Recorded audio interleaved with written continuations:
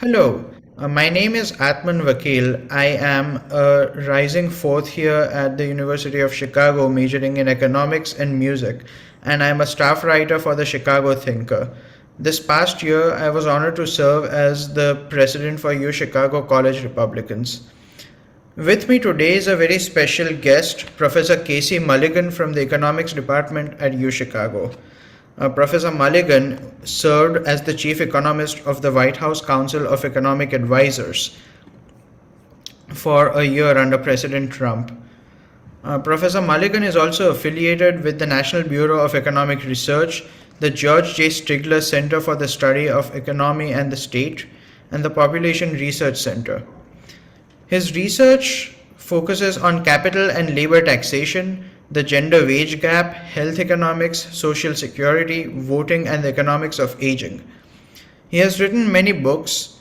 Recently, You're Hired, about his time in the White House. He contributed to the classic textbook Chicago Price Theory, and his books also cover topics such as the 2008 recession as well as Obamacare. Professor Mulligan, thank you so much for joining us today. Hi, Admin. So in this video, we want to unpack inflation that's been going on a lot in the news nowadays. Maybe we can start off by just explaining to those who don't know what inflation actually is. Yeah, well, the inflation is fairly simple. It refers to a change, and particularly a change in the value of a dollar in the negative direction, so that a dollar buys less. To the extent that a dollar buys less over time, that's called inflation. To the extent that a dollar buys more, that's called deflation. Inflation it's been the norm. It's not always, but it's been the norm for a long time. Now the pace at which your dollar loses purchasing power has changed over time, and that's what's got the news that inflation's gone up from maybe 2% to 8 or 9% on an annual basis. And there's many factors which are said to drive inflation. One of the most common reasons is said to be the increase in money supply outpacing the increase in economic growth and productivity. Talking about the inflation crisis right now, we've heard many narratives about what is actually driving the inflation crisis. Many people have touted the massive COVID relief spending bills, both under President Trump and President Biden. Many have also cited an increasing rise in demand as the economy rebounds from the COVID lockdowns. Many have cited weak supply chains which are not able to catch up with that demand. And more recently, we've also heard that the inflation is being driven by high gas prices caused by war between Russia and Ukraine. And we've also heard another narrative, which is price gouging by energy companies. What do you think is the primary cause of the inflation we are seeing right now? Well, we can start by maybe begging the question a little bit, which is, inflation's caused by, we said inflation is a change in the value of a dollar. So inflation's caused by changes in the supply and demand for dollars. And, the supply side of dollars would be mostly on the Federal Reserve. In our system, the number of dollars out there is determined by the Federal Reserve. Not entirely. I mean, there's, on our gold standard, the supply of dollars would be determined by how much gold has been mined out of the gold mines or sold out of people's jewelry collections. And there's an element of that in our system that the private sector can create dollars or close substitutes for dollars. So that's something that matters as well. But the Fed is certainly even watching that private sector part. So the Fed bears a lot of responsibility for the supply of dollars. It's a fact that the supply of dollars has increased a lot in 2020 and 2021, and has not come back down at all, let alone back down to kind of what the normal levels were before. That's a fact. And then the other side, the demand for dollars, really, it's a bit of a mystery. We have some idea what determinants are. People demand dollars the more economic activity they're doing. So that's where productivity is pretty important. If the economy is productive and people want a lot of dollars for doing their business, that'll make dollars more valuable and less inflation. Another factor is, dollars are durable. So people not only thinking about, well, what's the dollar going to do for me now? What will it do for me in the future? And so there's a whole layer of expectations around the demand for dollars. What do they expect the Federal Reserve to do? What do they expect productivity to do? And so that can be a concern as well. And that's kind of where the government budget comes in, that there's a concern that if the government spends too much, it get to a point where the Federal Reserve really loses control of those dollars, that it has to create dollars contrary to its wishes, just to close the budget gap that the government would have. And we've seen that happen in other countries, and we've seen it happen historically. And if people think that's more likely here in the United States, again, it doesn't have to be this year, it can be just in the future, that can reduce the demand for dollars, and people will, it'll be worth less. We'll have inflation. I should say government spending does not always create lots of inflation. After World War II, you had a lot of the Western European countries got very much into big government spending. Sweden is pretty famous. They did not have a big inflation problem there, despite having a lot of government spending. So there's not a tight link. What you do see a tight link is when another time when government spends a lot is on wartime. And that's a pretty uniform pattern. At the end of a war, the supply of dollars increases, and or whatever the currency is in the country that had the war.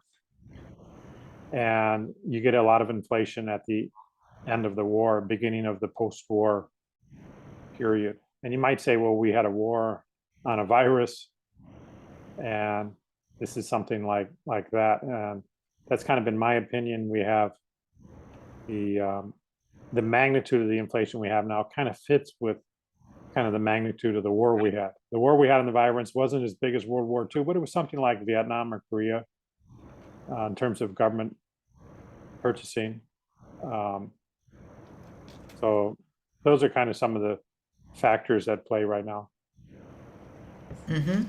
And I wanted to talk a bit more about the Federal Reserve. The Federal Reserve plays a role in controlling inflation. Like, one of its stated goals is to maintain a 2% rate of inflation. The Fed has actually come under a lot of heat recently for not doing enough to combat the inflation we are seeing today. Ordinarily, they are supposed to raise interest rates in order to suppress demand, hoping that that'll keep inflation in check. What we have seen this year is two increases in the federal funds rate, one in June, one in July, both increasing the rate by 0.75 percentage points. Was this too high a jump? Or should the Fed have tried to raise interest rates to the same level at which they are now, but more gradually, instead of two separate jumps? Well, I mean, fundamentally, they need to get control over the supply of dollars. I mean, that's something that's got way out of whack, as I said. They need to bring it back. If inflation is their goal, and if they have other goals, so be it. But if inflation is their goal, they need to get that back into line. You know, how quickly should they do that? I mean, that's a harder question. Um, you know, I think a lot of the historical evidence points to really the Fed fund rate needing to be higher. That's based on historical patterns. Now, maybe those patterns don't quite hold up. It's a pretty strong case to say the federal funds rate would be higher, needed to be higher to get the inflation, prevent it from getting where it's gotten, and to bring it down. And I also want to talk about further efforts we are seeing, which, at least by name, are to bring inflation down. Chief among which has been the Inflation Reduction Act, which passed both houses of Congress and was signed into law by President Biden recently. The main claims. That's fake news. That's fake news. He did sign a law. It's not the Inflation Reduction Act. Maybe we should say it's commonly known as the Inflation Reduction Act, but you actually read it, that phrase is not in there. It was determined illegal to have that phrase in the bill, so it was taken out before it passed the Senate and before Biden signed it. But anyway, we can call it that if you want. It also doesn't reduce inflation, so I'm not sure why we call a law a name that's not in the law and not related to what it does. I guess it's marketing of the Democrats. It has been successful in fooling you. Exactly. Many of the provisions we have seen under the so-called Inflation Reduction Act have just been provisions of the president's previous agenda called Build Back Better, repackaged under a different name. We are seeing minimum corporate tax rates. We are seeing shifts to renewable energy sources. There have been many independent studies on this act. There was a study done by the Wharton School of Business which predicted that the act would have no negligible impact in the long run when it came to decreasing inflation. But at least in the middle of the first decade, it aims to reduce inflation by 0.1%, which the study also explains is statistically insignificant from zero, meaning that the decrease we'll see over the next half decade or so is going to be quite negligible, if at all.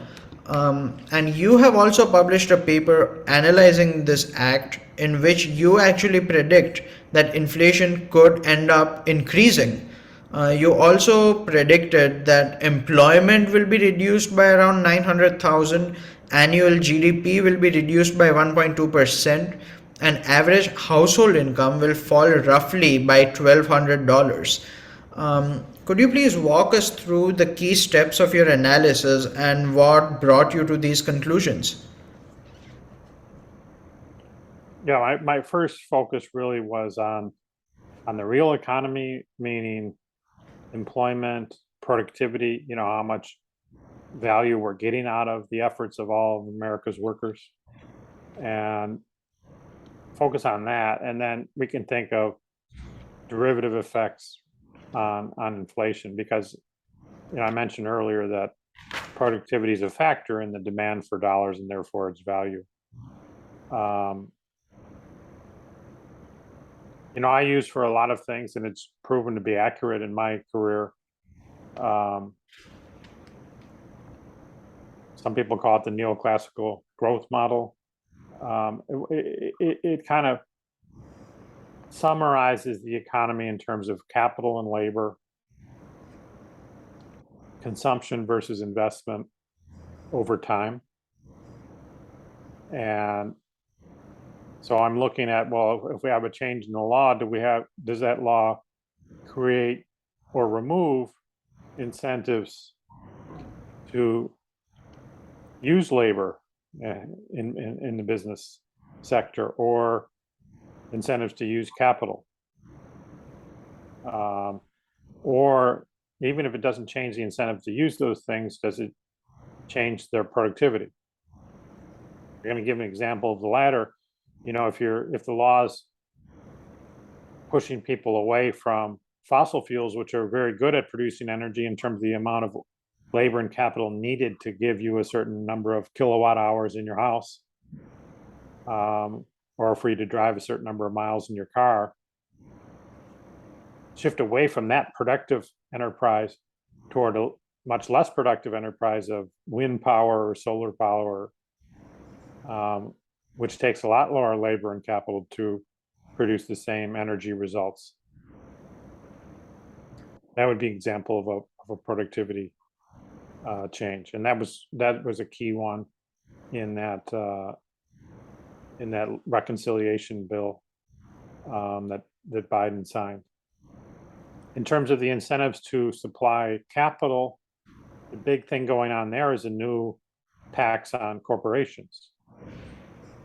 And taxes on corporations discourage corporations from doing what they do, which is to accumulate capital to produce a product. And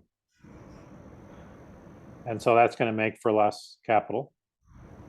Also make for less productivity in the end, because what makes workers productive, one of the things that makes them productive, is the capital they have to work with. And so there'll be less of that capital, lower wages, less productivity, productivity per worker. And then the Obamacare parts of the law, they didn't get discussed a whole lot, but it's a big part of the law. Obamacare is not new. It came with Obama. That's why we call it Obamacare. It's giving health insurance to people essentially for free to them. Not exactly for free. They have to pay a tiny bit.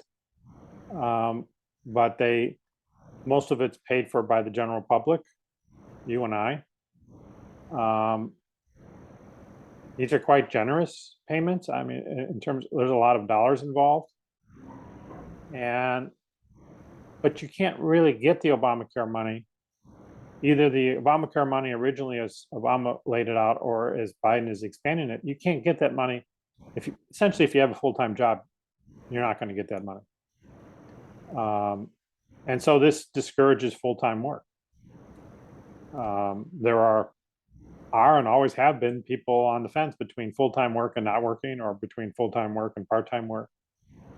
And this pushes them off the fence and says, if you fall off that full-time work fence into part-time work or not working, here's a bunch of government money you can now have that you couldn't have had before the law was signed. So that discourages work. And so you have these three things: discouraging work, discouraging capital, and capital helps make labor productive, and then discouraging productivity, even holding constant the labor and capital, as with the energy provisions. And that's why real incomes for households would be lower as a result of the law, why employment would be lower as a result of the law. And then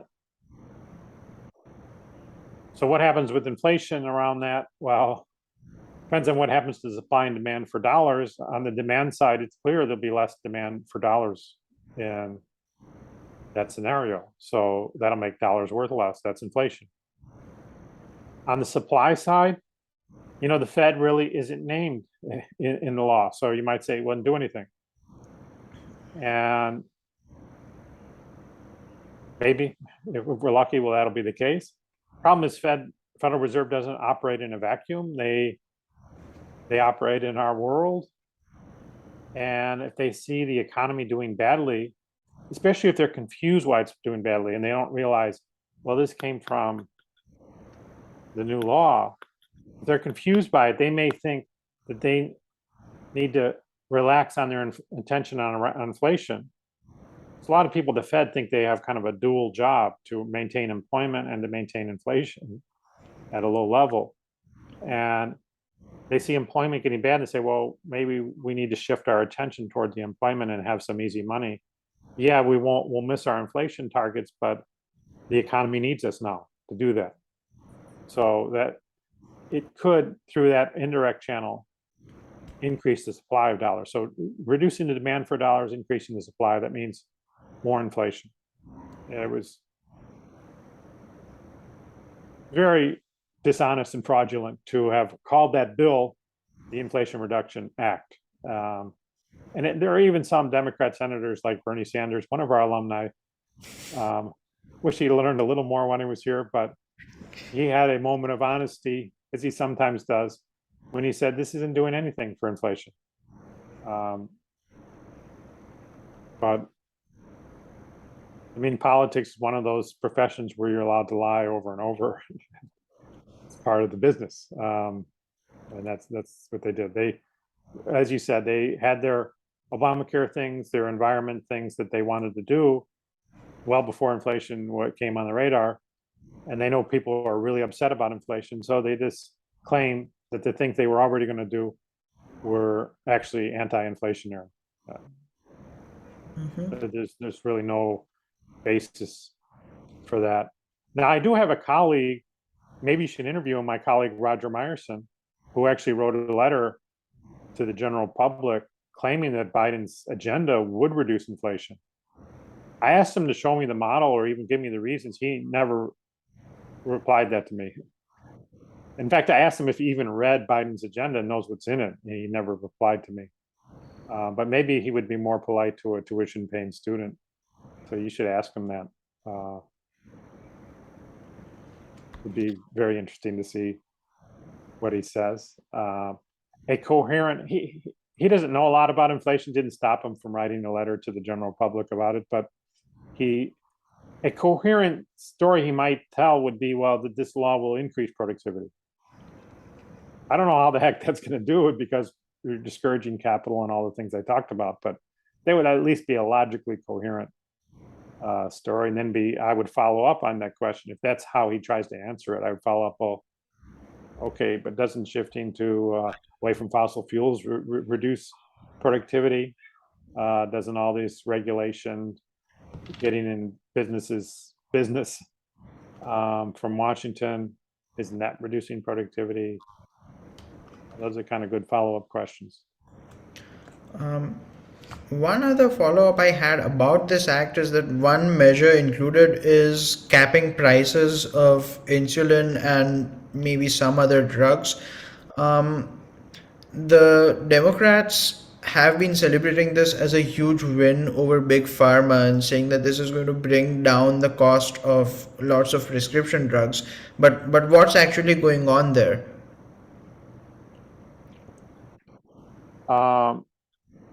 Well, it is a win. I mean, there's been two sides on this for many years, at least since the Clinton administration, with a number of Democrats, not all, a number of Democrats saying they want drug prices set by the US government.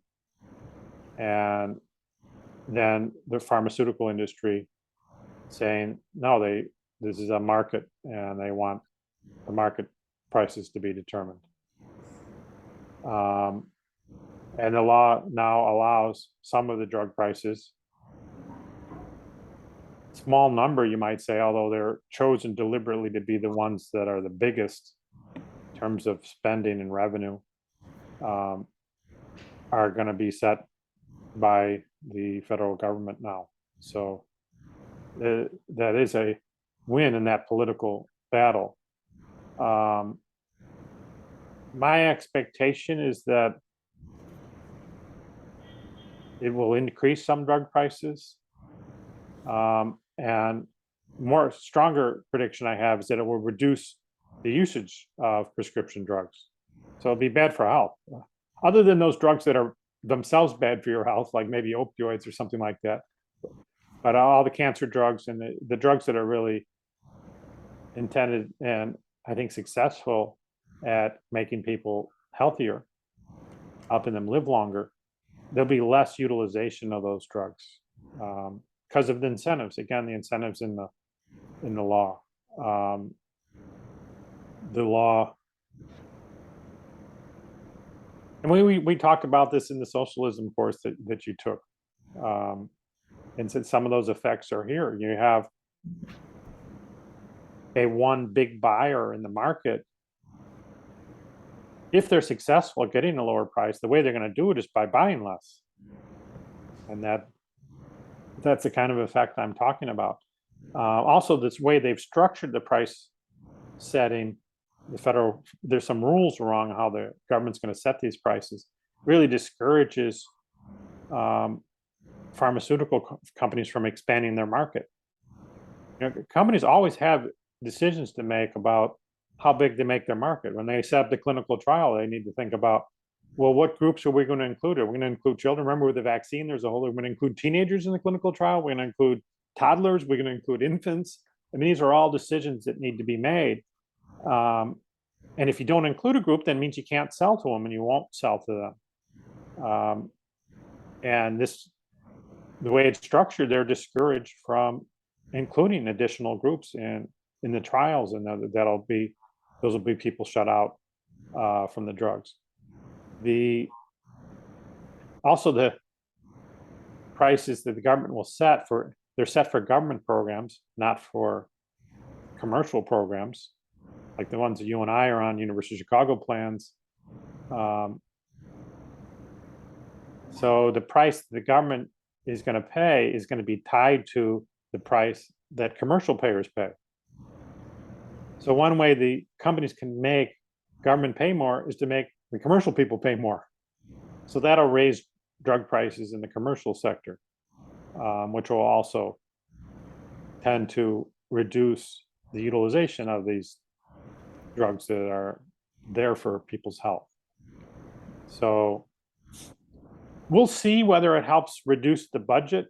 That was certainly the intention, and it might. I don't think it's going to achieve that, but it could. If it has a chance of doing anything as advertised, it might reduce the government spending on these things. But it will not reduce drug prices, and definitely not make people healthier. It'll do the opposite of those. Thank you for that explanation. I had one other topic to cover, which is maybe tangentially related to the act we've been discussing. But something we've been seeing is a huge drop in the unemployment rate. It has actually dropped lower than pre-COVID standards. However, the labor force participation rate is also much lower. And just to clarify to our viewers, the unemployment rate only takes into account the people who are actively looking or are willing to work. The low labor force participation rate, on the other hand, signals that not a lot of people are actively seeking jobs. Is there any explanation you can think of why this is going on, and does inflation again play a role in that? I don't think inflation has a role in that at all. I mean, some of the things that drive employment and would also be the things that drive inflation, but these sort of issues would happen even in a world where we didn't even have dollars whose value to talk about. So I think the main thing, you explained it correctly. The way I'd explain it is there's having a job, which is a fairly clear-cut thing. You have a job, okay? If you don't have a job, then what type of not having a job are you? That's a little less clear. I mean, you don't have a job. I mean, it's a little more subjective. Do I want a job? I don't have a job. Do I want one? Am I looking? What does it mean to be looking? Do you have to accept when somebody offers you a job? This is a more psychological distinction rather than an economic distinction. And so I don't pay much attention to that, because psychology is not my field. I pay more attention to the employment, and employment is certainly on a per person basis. The population has grown in the last 3 years, and people have graduated from school and moved into the job market. So the employable population has increased, but the employment has not kept up with that. It's not gone back to the levels it was before. And I do understand there's an economic element of, well, the people not working, are they unemployed or are they out of the labor force? Which one are they? There's an economic element of that because there's government policy hinged to those things. Even though I think they're a psychological distinction, they hinge policy to it. So there are monies that you could receive during the pandemic if you were unemployed, but not if you were out of the labor force. Actually, you could have if you were clever and you were paying attention, but people are generally used to the regime where unemployment benefits are only for people who say that they're looking, not those who are out of the labor force. So when we have massive benefits for people not working who also declare that they're unemployed, yeah, you're going to have more people declare they're unemployed. Either because they go through the motions of being in that psychological state, or they convince themselves they really are in that psychological state. So those benefits have ended. And I think that's a big reason you see a reduction in unemployment. And some of those people went into work, but others of them went into the other flavor of not working, which would be maybe the place they were headed in the first place, like retirement or a homemaker or student, those kind of things. I see. Well, unfortunately, it seems that we are out of time. But thank you very much for walking us through all the relevant economic phenomena of the day. And our audience also extends their thanks to you for joining us, Professor Mulligan. Yeah, good to see you.